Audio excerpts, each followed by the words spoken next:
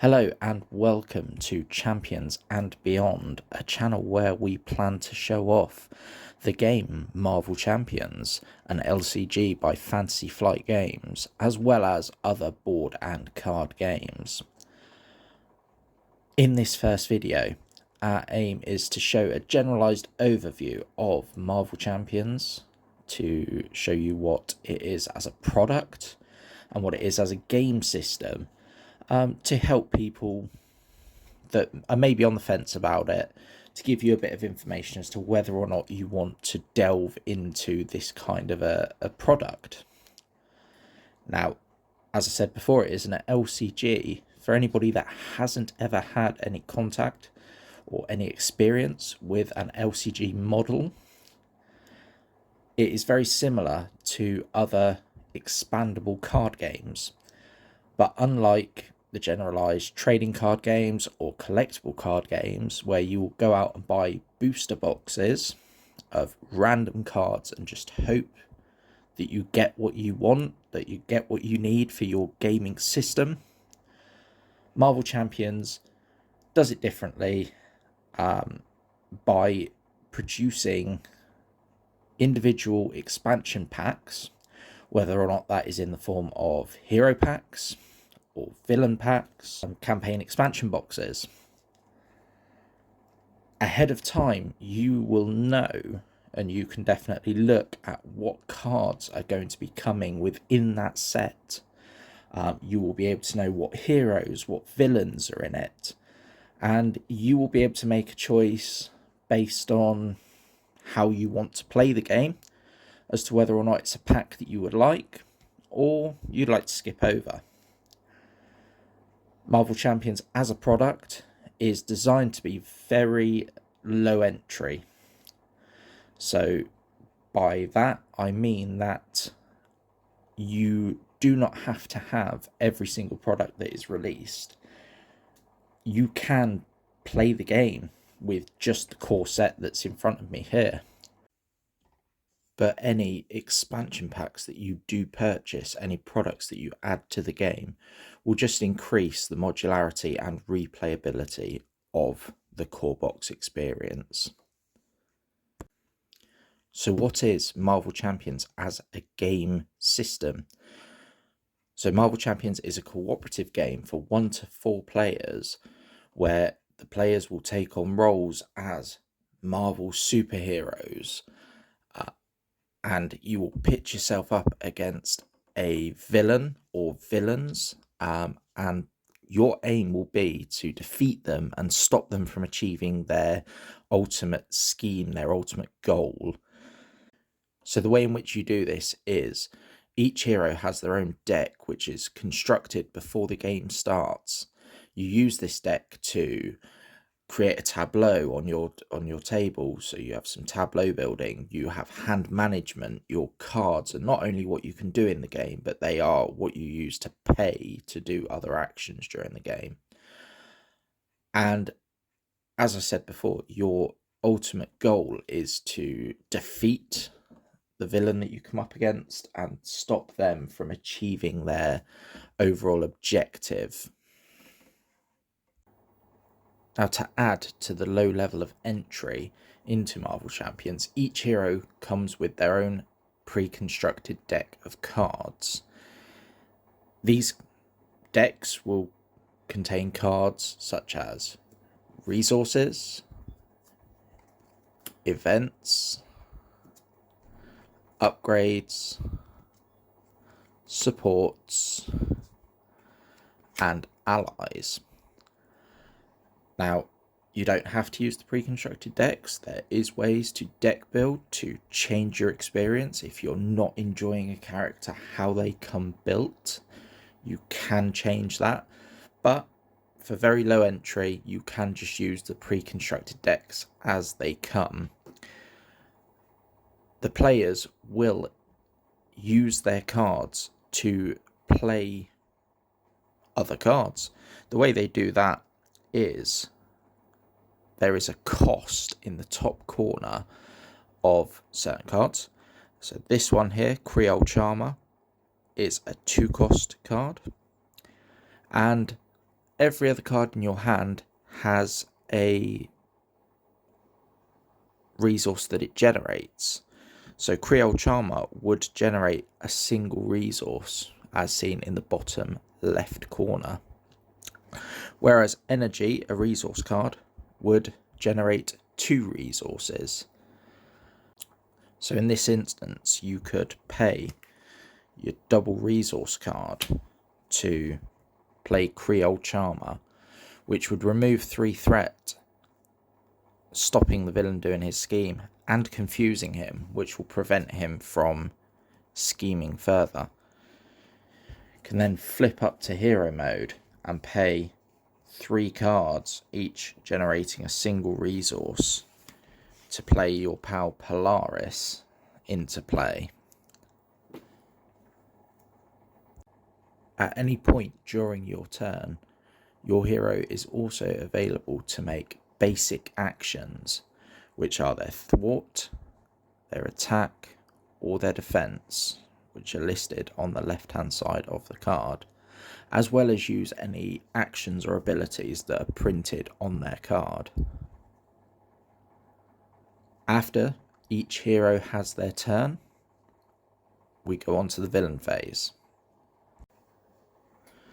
So the way that a villain works is you will have the villain's card and you will have his main scheme out, and then you will have a deck that is constructed based on the instructions on the back of the main scheme.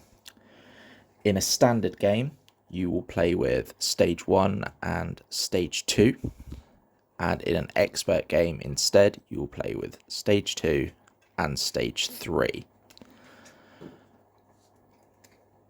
To go through, you would have to defeat stage 1, move on to the second stage and defeat stage 2 before he can complete, in this case, 2 main schemes. Ebony Maw is attempting to lead an attack on Nowhere, the Guardian's home base. So that is what you are trying to prevent from happening.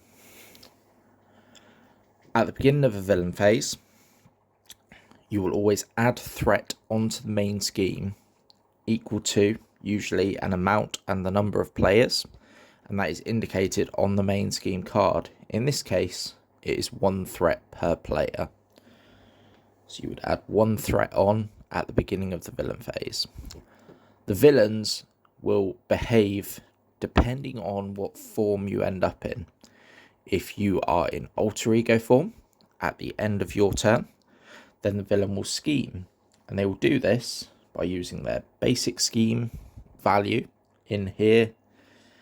For stage 1 for Ebony Maw, it is a 2, and then they will discard a boost card off the top of their deck, and you will count the number of boost icons at the bottom and add that to the scheme. So in this instance, Ebony Maw would scheme for 4 additional.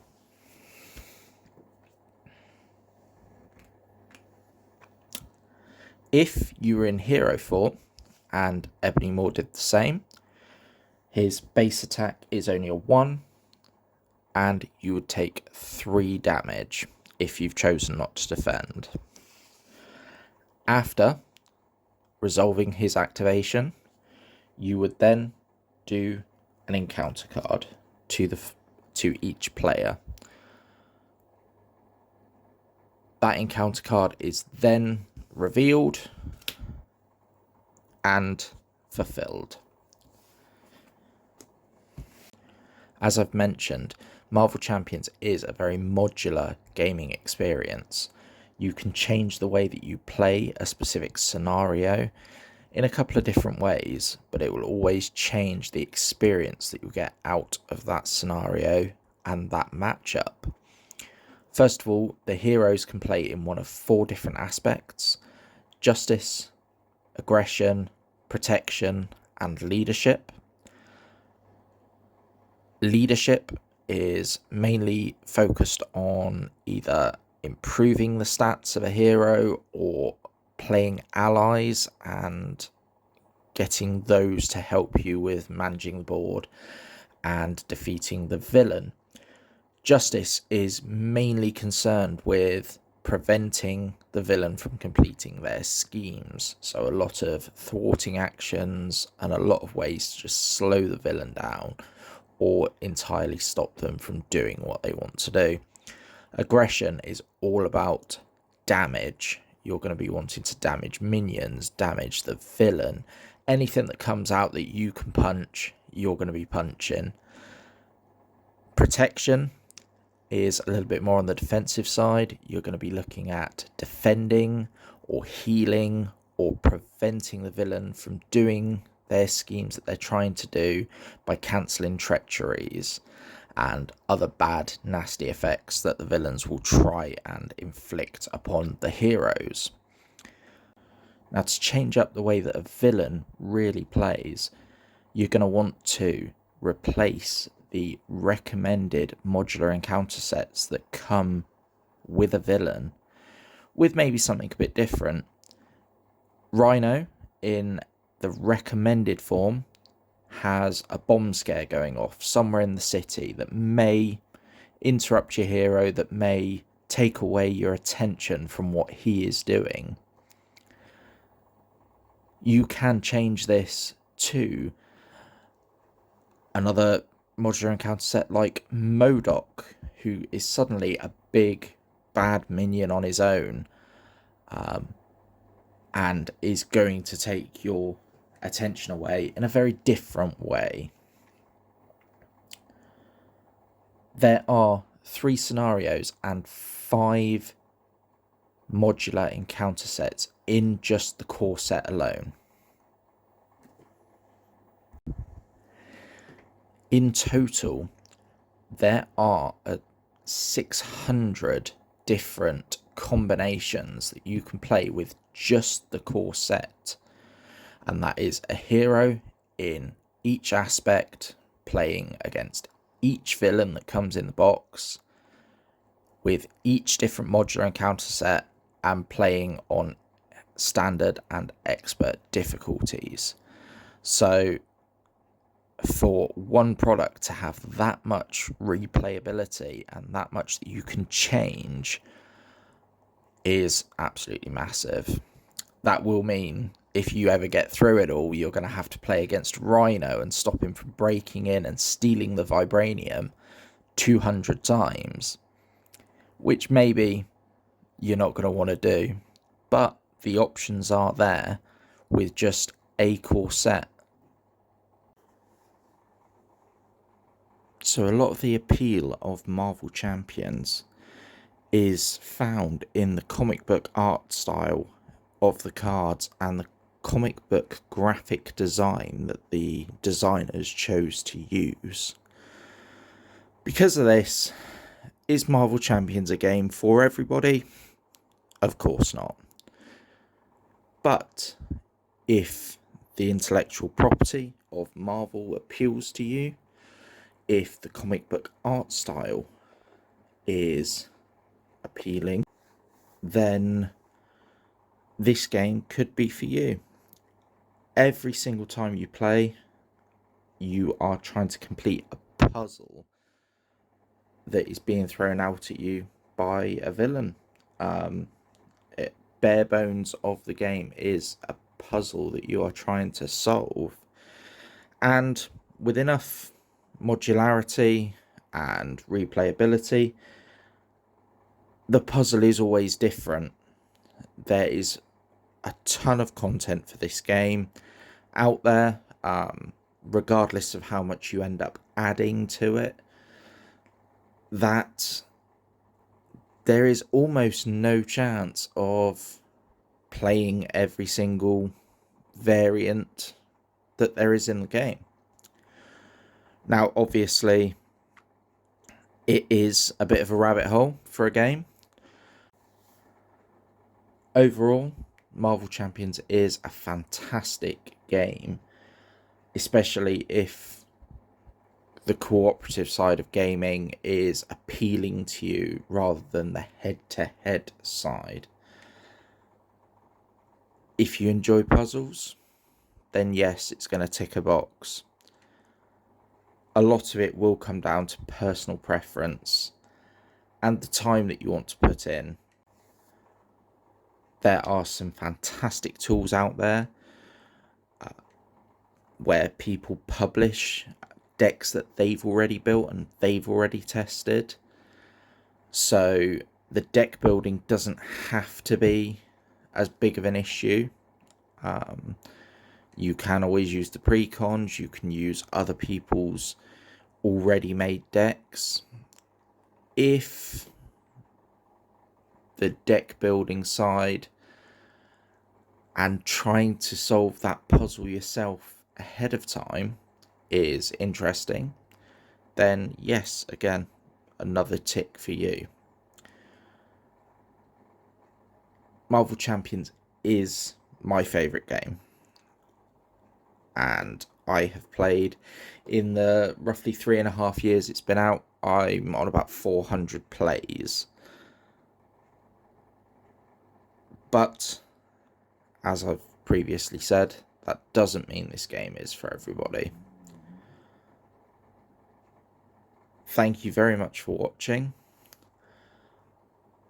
Coming up next, I will do a short video, probably the first 2 rounds of a game, talking through the Spider-Man precon that came within the core box, and go against Rhino, which is the first recommended scenario.